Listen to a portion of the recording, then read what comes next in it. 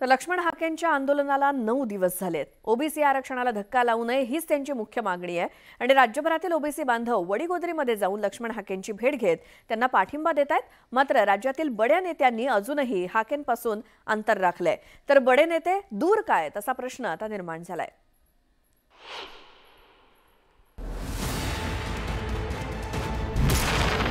शरद पवार, उद्धव ठाकरे, राज ठाकरे, महाराष्ट्राच्या राजकारणातले हे 3 बडे नेते। अंतरवाली सराटीत झालेल्या लाठीचार्ज नंतर सगळ्यात आधी शरद पवारांनी मनोज जरांगे पाटील यांची भेट घेतली। त्यानंतर उद्धव ठाकरे मनोज जरांगे पाटलांच्या भेटीला पोहोचले। राज ठाकरे यात मागे राहिले नव्हते, त्यांनीही मनोज जरांगे पाटलांची भेट घेतली होती।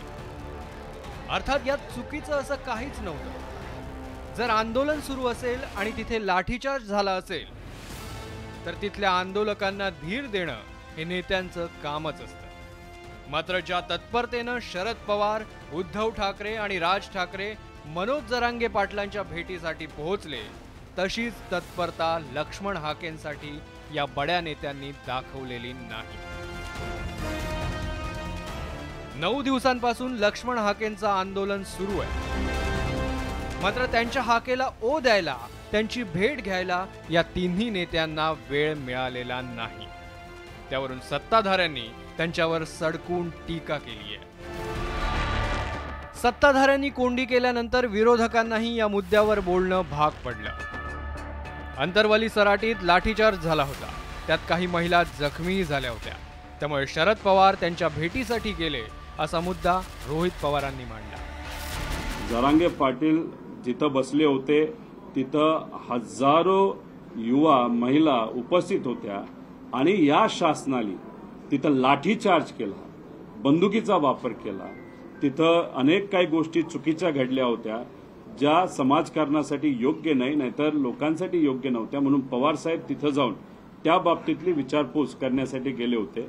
आता भाजपचे लोक नाहीतर जे काही लोक आहेत त्याच्यामध्ये काही वेगळं समीकरण बसवण्याचा प्रयत्न करत असतील तर कृपा करून त्यात राजकारण करू नये कुठल्याही एखाद्या व्यक्तीवर। लक्ष्मण हाकेंची भेट घेतली नाही या मुद्द्यावर रोहित पवारांनी शरद पवारांची बाजू मांडली। तर उद्धव ठाकरे आणि राज ठाकरे यांच्या पक्षानं काय भूमिका घेतली ते पाहूयात।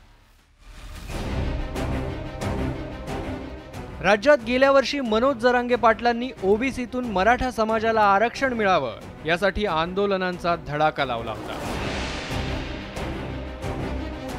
सगळ्या नेत्यांनी मनोज जरांगे पाटलांची भेट घेतली। राज्य सरकारनेही जरांगे पाटलांच्या मागण्यांना सकारात्मक प्रतिसाद दिला। सत्ताधारी आणि विरोधकांनी एकमतानं मराठा समाजाला 10% आरक्षण दिलं।